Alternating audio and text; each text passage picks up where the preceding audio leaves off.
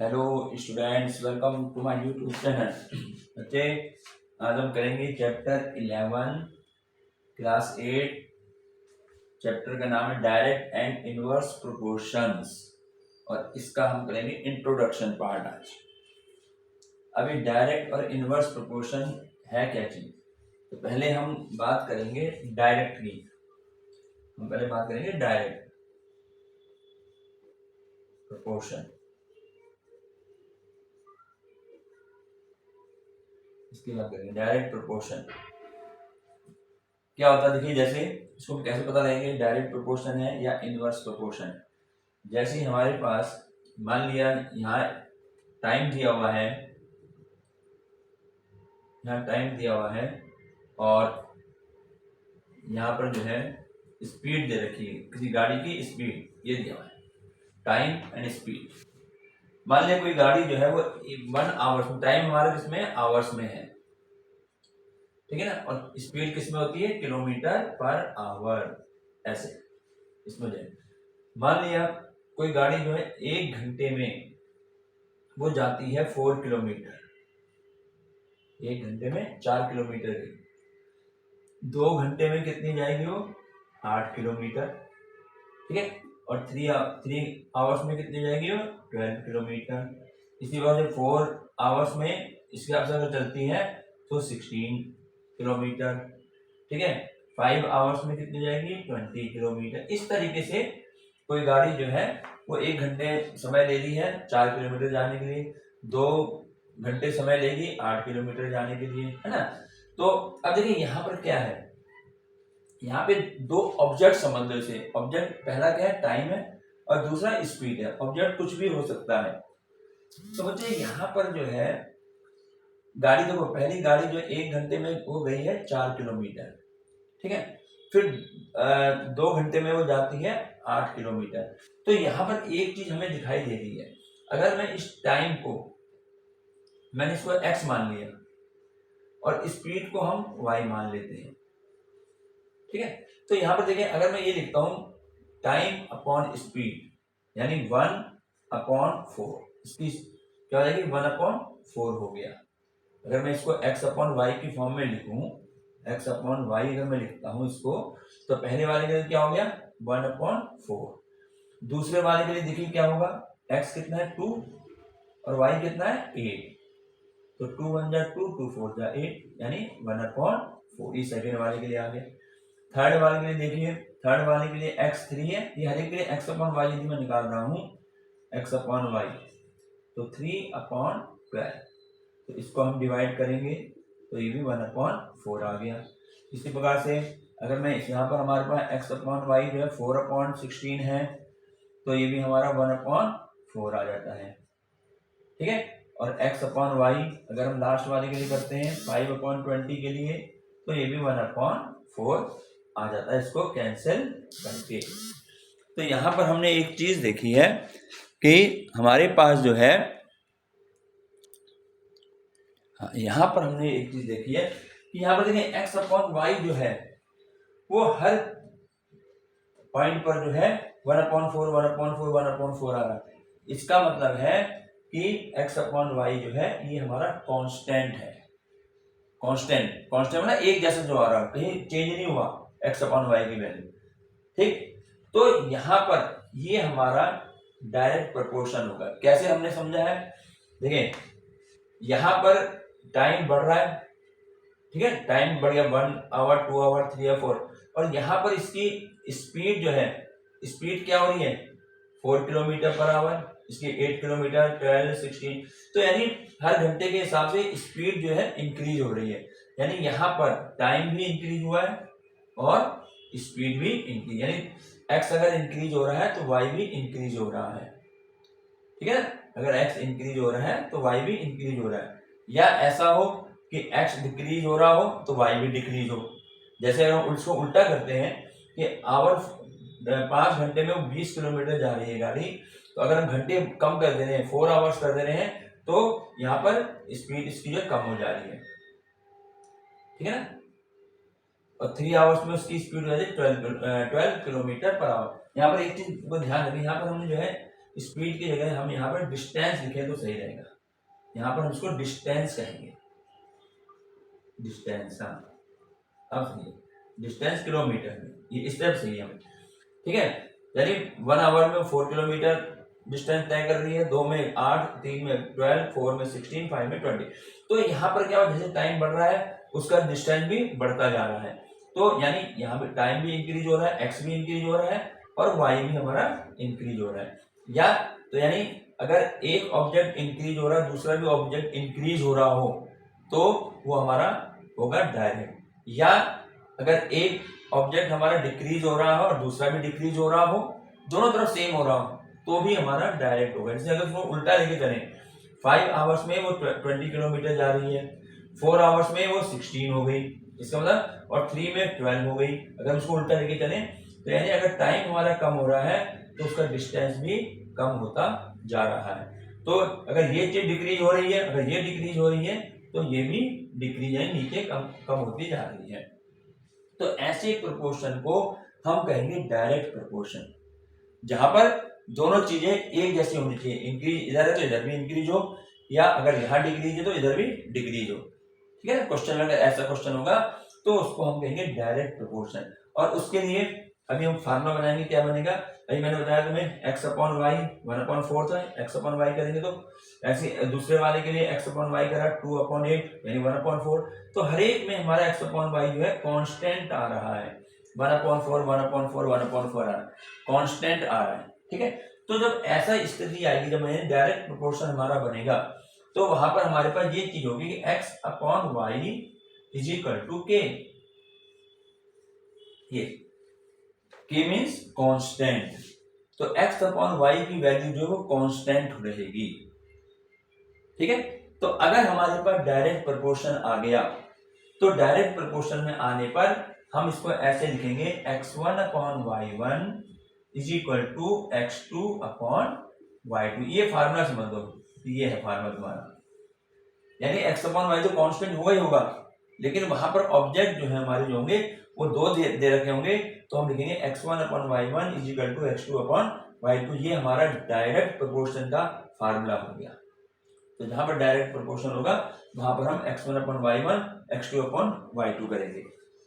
ठीक, जैसे for example एक क्वेश्चन वैसे ले लेते हैं, जैसे इसमें कह दिया, जैसे इसी टाइप के क्वेश्चन को हम लेते हैं कि मान लिया यार हमने टाइम लिखा, ठीक है, आवर्स में, और यहाँ पर हमने लिख दिया डिस्टेंस, जो भी मैंने बताया उसी टाइप से क्वेश्चन कर लेते हैं, और इसको हमने किलोमीटर में लिया।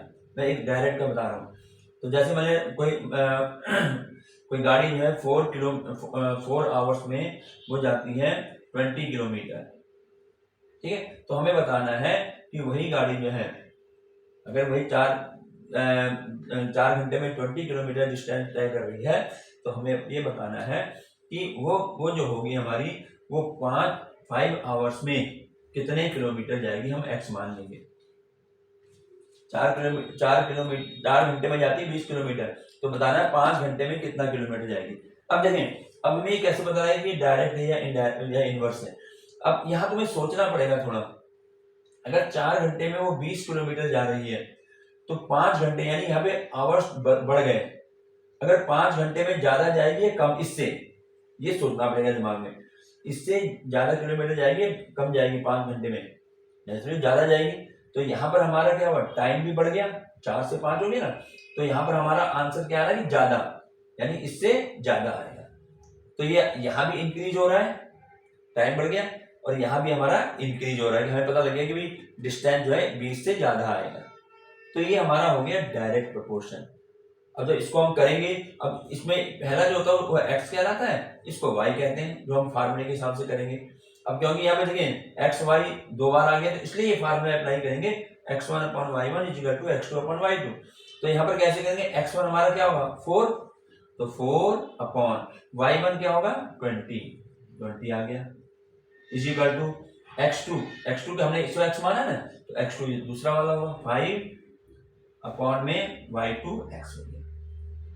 अब इसके बाद हम यहाँ पर क्रॉस मल्टीप्लाई करेंगे, हर क्वेश्चन में क्रॉस मल्टीप्लाई ऐसे करी जाएगी। तो पहले मल्टीप्लाई x वाली करेंगे, 4 के x में करी 4x इज इक्वल टू 20 की 5 में करेंगे 20 इंटू 5, ठीक है। फिर x इज इक्वल टू ये 4 यहाँ मल्टीप्लाई में है, इधर आकर के ये हमारा डिवाइड में बदल जाएगा। तो 4 1 जा 4, 4 5 जा 20, तो 5 5 जा 25 किलोमीटर। तो देखिए आया ना ज्यादा इससे। तो इस तरीके से अगर डायरेक्ट प्रोपोर्शन होगा तो वहां पर हम इस फार्मूले को अप्लाई करेंगे। सिंपल से बस तुम्हें ये देखना है कि डायरेक्ट है या इनवर्स है, क्योंकि यहाँ तो यार एक्सरसाइज अलग अलग दे रखी है, एक डायरेक्ट की देगी इनवर्स की देगी, लेकिन पेपर में जो है एग्जाम में जो क्वेश्चन आएगा वो तो कहीं से भी आ सकता है। तो तुम्हें ये समझना है, और समझने का तरीका मैंने बता दिया है। अपने मन में सोचो कि अगर 4 घंटे में जो है वो 20 किलोमीटर डिस्टेंस ट्रेवल कर रही है गाड़ी, तो अब हमें 5 आवर्स का निकालना है। तो अपने मन में सोचो कि 5 आवर्स में वो इससे ज्यादा करेगी या कम, तो तुम्हें जो है वहां मालूम चल जाएगा कि डायरेक्ट है या इनवर्स है। तो 5 आवर्स में ज्यादा ही करेगी, यहाँ पर आवर्स बढ़ गए, यहाँ पर डिस्टेंस बढ़ गया, इधर भी इंक्रीज हो रहा है, इधर भी इंक्रीज हो रहा है, तो हमारा डायरेक्ट हो गया। या इधर कम हो रहा हो, डिक्रीज हो रहा हो, इधर भी डिक्रीज हो रहा हो, एक जैसा हो तो वो डायरेक्ट प्रोपोर्शन होगा, ठीक है। तो ये डायरेक्ट प्रोपोर्शन का इंट्रोडक्शन था। इसके बाद अब दूसरा देखो भाई, ये आ जाएगा ना समझ में कि डायरेक्ट है इनडायरेक्ट है। भाई ये फार्मूला याद रखना है, x1 upon y1 is equal to x2 upon y2 direct के लिए। अब हम करते हैं इनवर्स, दूसरा हमारा इनवर्स प्रोपोर्शन है। तो इनवर्स प्रोपोर्शन, इनवर्स प्रोपोर्शन, अब इनवर्स का मतलब था उल्टा। डायरेक्ट तो सीधा हो गया, सीधा प्रोपोर्शन हो गया, और हिंदी में इनवर्स हो गया उल्टा प्रोपोर्शन। अब उल्टा कैसे होगा ये देखो। देखिए मान लिया,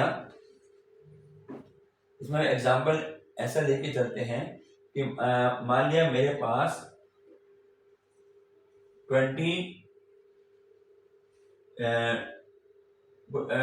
कोई आइटम है, 20 टॉफीज मान लो, हमारे पास 20 टॉफीज है, ठीक है ना। या हम कह रहे हैं हमारे पास 20 एप्पल्स हैं,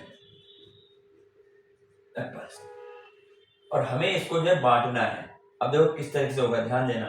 यहाँ पे तो आ गए हमारे, यहाँ पे आ गए हमारे हम यहाँ लिख सकते हैं स्टूडेंट में बांटना हो, मान लो स्टूडेंट्स आ गए, ठीक है, और यहाँ पर आ गए एप्पल्स। अब देखो टोटल हमारे 20 है। अगर बच्चे मुझे जो है, अगर एक स्टूडेंट होता तो एप्पल कितने मिलते हैं उसको, 20। तो मान लो एक एप्पल, एक बच्चा है सिर्फ, और उसको 20 सेब हमें बांटने हैं, तो हम कैसे बांटेंगे, एक स्टूडेंट को 20 के 20 मिल जाएंगे। अगर हमारे पास स्टूडेंट 2 हो जाते, स्टूडेंट बढ़ गए, देखो स्टूडेंट बढ़ गए, तो 2 होने पर अब कितना कितना मिलेगा दोनों को, 10 10 10 तो मिलेगा क्योंकि 20 है, ठीक। अगर स्टूडेंट 4 हो जाए तो कितने मिलेंगे, 5 मिलेंगे, ऐसे होगा ना। और अगर स्टूडेंट 5 हो जाए तो हर एक हिस्से में कितने कितने आएंगे, 4 आएंगे, ठीक है ना। अगर एक स्टूडेंट है तो हर एक को 20 मिलेंगे, हर एक को, अगर 2 स्टूडेंट हर एक को 10 मिलेंगे, अगर 4 स्टूडेंट हैं तो हर एक को कितना मिलेगा, 5 मिलेंगे, और अगर 5 स्टूडेंट है हर एक को 4 मिलेंगे। ऐसे ही करते हैं। अगर मान लिया 10 स्टूडेंट होते तो कितने आते, 2 एप्पल आते हर एक को। तो अब यहां पर समझो पहले, अगर एक स्टूडेंट है तो एप्पल कितने हैं, कितने मिल रहे हैं उसको, 20 एप्पल मिल रहे हैं। अब अगर स्टूडेंट 2 हो जाए तो एप्पल कितने हो गए, 10। अब ये देखो यहाँ पर स्टूडेंट बढ़ गए लेकिन एप्पल क्या हुए, कम हो गए। पहले 20 मिले थे एक बच्चे को, अब 10 कम कम मिल रहे, ठीक है ना। और अगर स्टूडेंट और बढ़ जाए, 4 स्टूडेंट हो जाए, तो एप्पल कितने मिलेंगे, 5 एप्पल, यानी और कम होते चले गए। तो यहाँ पर तुम देख रहे होगे कि यहाँ पर एक तरफ इसको मैं x मान लेता हूं और इसको मैंने y मान लिया, तो यहाँ पर स्टूडेंट तो बढ़ रहे हैं लेकिन ये एप्पल जो है ये कम होते जा रहे हैं। तो एक तरफ तो ये इंक्रीज हो रहा है, एक तरफ तो ये इंक्रीज हो गए स्टूडेंट, लेकिन एप्पल क्या हुए, ये डिक्रीज हो रहे हैं, हो रहे नहीं हो रहे, एक तरफ बढ़ रहे हैं एक तरफ कम होते चले जा रहे हैं। तो इसको हम कहेंगे इनवर्स प्रोपोर्शन। ये हमारा इनवर्स प्रोपोर्शन कहलाएगा। समझाया कैसा है? तो एक तरफ बढ़ रहे, एक तरफ कम हो, एक तरफ इंक्रीज, एक तरफ डिक्रीज, या इधर डिक्रीज उधर इंक्रीज, यानी एक दूसरे के अपोजिट हो रहा हो, तो उसको हम कहते हैं इनवर्स प्रोपोर्शन। तो ऐसे समझना है आप लोगों ने कि हमारा डायरेक्ट प्रोपोर्शन है या इनवर्स प्रोपोर्शन है। अब इसको जो है, अब इसमें देखें, अगर मैं एक चीज देखूं, अगर मैं इन दोनों की मल्टीप्लाई करूं 1 into 20 तो कितना है भाई? 20 है, इन दोनों की मल्टीप्लाई करके। अब मैं इसकी मल्टीप्लाई करूं 2 into 10 तो भी क्या आएगा? 20। अगर मैं इन दोनों की मल्टीप्लाई करूं 4 into 5 तो भी 20 आएगा। 5 की 4 से मल्टीप्लाई करूं तो भी 20 आएगा, जो मैं कर रहा हूं यहाँ करे में, और 10 की 2 से करूंगा तो भी 20 है। इसका मतलब क्या हो गया कि ये हमने क्या माना? x की यदि y से, ये हमारा x है, ये हमारा y है, तो x और y की यदि मल्टीप्लाई कर रहा हूं तो हर एक में 20 आ रहा है, यानी हर एक में कांस्टेंट हो रहा है। तो इनवर्स प्रोपोर्शन में क्या होता है कि x into y ये हमारा कांस्टेंट होगा। डायरेक्ट में क्या था? x upon y is equal to constant, लेकिन यहां पर हमारा क्या होगा? Multiply x into y is equal to constant होगा। अब अगर मान लिया, जैसे हमने डायरेक्ट में बताया था, है ना, एक से ज्यादा ऑब्जेक्ट हो जाए, जैसे स्टूडेंट दो टाइम दे दिया, एप्पल 2 टाइम्स दे दिया, तो हम यहाँ पर जो है, अगर ये इनवर्स प्रोपोर्शन है तो वहां पर हम इस फार्मूले को यूज कर सकते हैं, x1 into y1 is equal to x2 into y2। ये हमारा इनवर्स प्रोपोर्शन के लिए फार्मूला बन गया। ये किसके लिए हो गया? इनवर्स के लिए, इनवर्स प्रोपोर्शन।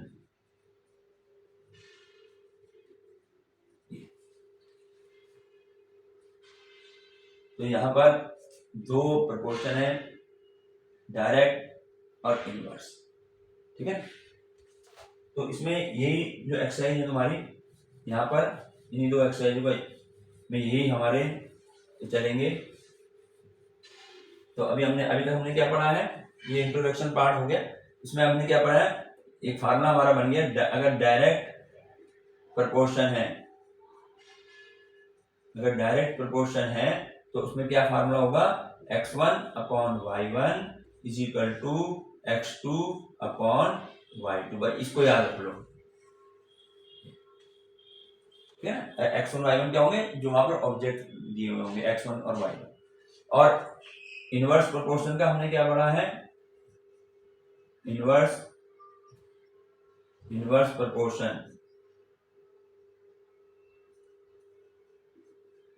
इनवर्स प्रोपोर्शन का हमने क्या पढ़ा है? इसका पढ़ा हमने x1 y1 is equal to x2 y2। ये दो फार्मूले तुम्हें याद रखने, डायरेक्ट प्रोपोर्शन का और इनवर्स प्रोपोर्शन का। तो बच्चे छोटा सा था इंट्रोडक्शन, और अब हम करेंगे इसकी एक्सरसाइज।